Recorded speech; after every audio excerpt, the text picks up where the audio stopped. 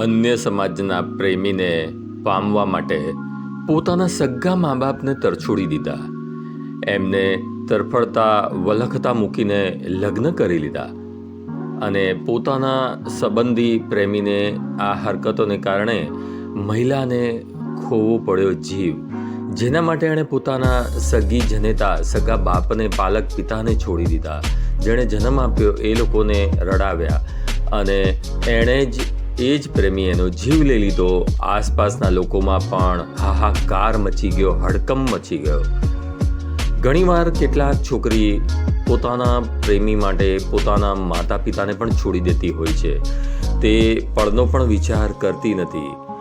તે પોતે લાગણીના આવેગમાં એટલી બધી વહી જતી હોય છે, પોતાના સાથીને વચન આપી દે છે, પણ પોતાના જન્મ આપનાર સગ્ગા મા બાપ જેણે એ લોકોને આ દુનિયા દેખાડી, તેમની ચિંતા, લાગણી કે માન સન્માન કે એમની કોઈ પણ પરવા કરતી જ નથી અને એક જ ઝાટકે મોટો અને ખોટો નિર્ણય લઈ લેતી હોય છે. અને પછીથી બની શકે છે કે મોટા ભાગના કિસ્સાઓમાં તો પેટ ભરીને પસ્તાવાનો વારો આવે છે. પોતાના ફેમિલીને ક્યારેય ના રૂજાય એવા જખમ આપી દે છે અને જિંદગીભરનું દુઃખ આપી દે છે અને એનું ક્યારેક અતિ ખતરનાક પરિણામ પણ આવે છે, જે આજની વાર્તામાં આપણે સાંભળવા અને જોવાના છીએ. થોડા સમય બાદ તેમને પસ્તાવાનો વારો તો આવતો જ હોય છે. રીના સાથે પણ આવો જ બનાવ બન્યો. એમાં થયું એવું કે એક શહેરમાં, નાનકડા શહેરમાં રીના એક ફાઇનાન્સ કંપનીમાં ક્રેડિટ કાર્ડ બનાવવા માટે ગઈ હતી બાજુના શહેરમાં.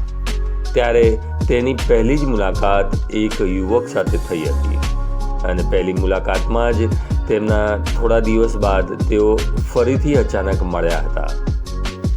હવે પહેલી મુલાકાત અને બીજી મુલાકાત થોડા સમય બાદ થઈ અને એમાં બંને વચ્ચે એક સારું ટ્યુનિંગ બેસી ગયું, એક મિત્રતા બંધાઈ ગઈ હતી અને ધીરે ધીરે આ મિત્રતા ક્યારે લાગણી અને પ્રેમમાં બદલાઈ ગઈ હતી તેની તે બંનેને જ ખબર ના પડી.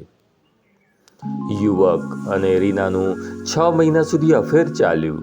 તેઓ ખૂબ હર્યા ફર્યા અને બંનેને એવું લાગ્યું કે હવે બંને એકબીજા વગર રહી શકે તેમ નથી. રીના યુવકને ખૂબ જ ચાહવા લાગી હતી, પ્રેમ કરતી હતી, જેના કારણે તે બંને લગ્ન કરવાનું નક્કી કર્યું. બંને એકબીજા સાથે જીવવા મરવાના કોલ આપી બેઠા, લઈ બેઠા. પરંતુ યુવક તો અન્ય સમાજ અને અન્ય ધર્મ પાળનાર હતો, એટલે રીનાના પરિવારજનોએ આ લગ્ન માટે માનવા તૈયાર જ ન હતા. તે લોકોએ પૂરજોરથી અને સખત વિરોધ કર્યો.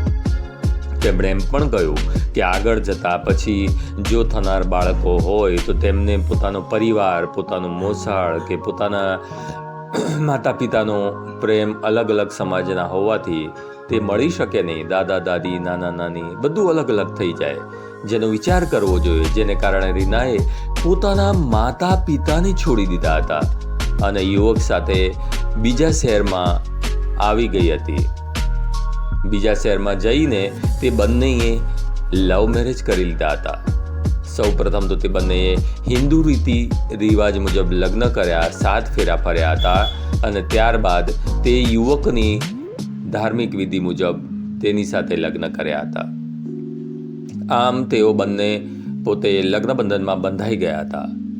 જો કે લગ્નના થોડા દિવસો બાદ તેઓ પાછા પોતાના શહેર આવી ગયા હતા, કારણ કે જ્યારે પોતે ખોટા આવેગમાં આવીને જ્યારે છોકરા છોકરીઓ આવું પગલું ભરતા હોય છે, પરંતુ ટૂંક સમયમાં જ તેમના મગજની રાઈ કે હવા નીકળી જતી હોય છે, કારણ કે બહારનો ખર્ચો, રહેવાનું, સંબંધ અને બધી જ તકલીફો પડે ત્યારે એમને પોતાનું શહેર યાદ આવ્યા વગર રહેતું નથી. પોતાના શહેર આવીને રીનાએ પોતાના માતા પિતાને, જેમ હંમેશ દરેક ઘટનાઓમાં બને છે તેમ આ યુવતીએ પણ માતા પિતાને મનાવવાની કોશિશ કરી હતી. પોતાની દીકરીની ખુશી માટે તેમના માતા પિતા તે બંને વચ્ચે સંબંધ માટે છેવટે માની ગયા હતા, કારણ કે હવે તો તે કંઈ કરી શકે એમ તો હતું જ નહીં. પરંતુ લગ્નના થોડા સમય બાદ બંને વચ્ચે કોઈના કોઈ વાતને લીધે ઝઘડો થતો હતો. અને જ્યારે તમે અન્ય સમાજ અને અન્ય ધર્મમાં લગ્ન કર્યા હોય ત્યારે તમારી પર રોકટોક તો કોઈ હોતી નથી, કોઈની શરમ નડતી નથી. કોઈ તમારી સાથે ખોટો વ્યવહાર કરે તો તમે ફરિયાદ કોને કરો અને કોણ એની ઉપર કંટ્રોલ કરે? એટલા માટે જ એના વિરોધ કરવામાં આવતો હોય છે. આ દરમિયાન યુવકની નોકરી પણ છૂટી ગઈ હતી, જેને કારણે વિવાદ અને ઝઘડા ખૂબ જ વધી ગયા હતા. પોતાની જૂની નોકરી છૂટી ગયા બાદ તેણે એક અન્ય કંપનીમાં પણ કામ કરવાનું શરૂ કર્યું હતું. યુવક હવે તો ઘણીવાર ગુસ્સામાં આવીને રીનાની સાથે મારપીટ પણ કરતો હતો. લગ્નના થોડા સમય બાદ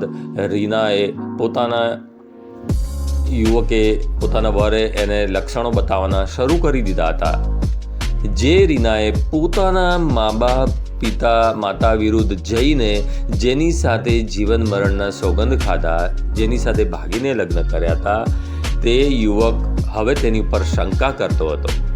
કારણ કે બંનેના લવ મેરેજ હતા, એટલે તે રીના જો કોઈ સાથે હસીને વાત પણ કરે તો પણ તેને એવું થતું કે રીના બીજા કોઈ સાથે ખોટા સંબંધમાં છે. રીનાના સોશિયલ મીડિયા પર ખૂબ જ વધુ ફોલોવર્સ પણ હતા, જેને કારણે તે અવારનવાર નવા ફોટા સોશિયલ મીડિયા ઉપર પોતાના એકાઉન્ટમાં પોસ્ટ કરતી હતી, અપલોડ કરતી હતી. જે જોઈને તે યુવક પણ ખૂબ જ ગુસ્સે થતો હતો. તેને આ બધું પસંદ નહોતું. એને એમ થતું હતું કે તેની પત્ની એટલે કે રીના બીજા કોઈ સાથે અફેર કરી રહી છે, તે ગમે ત્યારે તેને બીજા સાથે ચાલી જશે તેવો તેને ડર અને શંકા રહેવા લાગી હતી. તેને એમ જ થતું હતું કે તેનું ક્યાંક ચક્કર ચાલી જ રહ્યું છે. આમ ને આમ થોડા દિવસો બાદ બંને આખો દિવસ ફરવા નીકળ્યા હતા. ત્યારબાદ તેમણે બહાર હરી ફરીને થાક્યા ત્યારે ભૂખ લાગી અને તેમણે બહાર ભરપેટ ભોજન પણ કર્યું હતું. રાતના સમયે યુવકે કોઈક નશો પણ કર્યો અને નશાની હાલતમાં હતો. જ્યારે તેઓ હાઈવે પર એક સુમસાન નજીક જગ્યા પર પહોંચ્યા ત્યારે એક જગ્યાએ અચાનક જ તેણે શંકા અને પોતાના ગુસ્સાને કારણે અને પોતાને ભરોસો ઉઠી ગયો હોવાથી કોઈ પણ કારણ વગર વહેમમાં કારણે તેણે રીનાનું ગળું દબાવીને તેની હત્યા કરી દીધી હતી. આ બાબતની જાણ રીનાના પરિવારને થતાં તેમણે તરત જ તે યુવક વિરુદ્ધ પોલીસ સ્ટેશનમાં ફરિયાદ દાખલ કરાવી હતી. પોલીસે આરોપીની તાબડતોબ પહોંચીને ધરપકડ કરીને તેની પૂછપરછ અને તેની આગળની તપાસનો આરંભ કરી દીધો હતો. તો આમાં આપણે જોયું કે જો તમે અન્ય સમાજ અને કોઈની પણ મા બાપની પરવા નથી કરતા તો પછી આગળ જતાં તમારે ભયાનક પરિણામનો પણ સામનો કરવો પડી શકે છે. આમાં આપણે જોયું કે આંધળું આકર્ષણ કર્યું રીનાએ અને તેણે પોતાને મા બાપ અને ફેમિલીથી આઘું જવું પડ્યું અને પોતાના જીવથી હાથ ધોવા પડ્યા. આમ જીવનમાં ગમે તે સાથે જીવન જીવવાના નિર્ણયો ના લઈ લેવાય. ખૂબ જ સમજી વિચારીને જ પગલું ભરાય.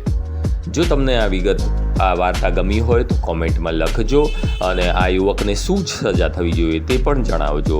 વિડીયો લાઈક કરજો, ચેનલ સબસ્ક્રાઈબ કરજો અને કોઈને તમારા સગા સંબંધી મિત્રોને શેર પણ કરજો. વિડીયો પૂરો જોવા બદલ ધન્યવાદ. તમારો દિવસ શુભ રહે.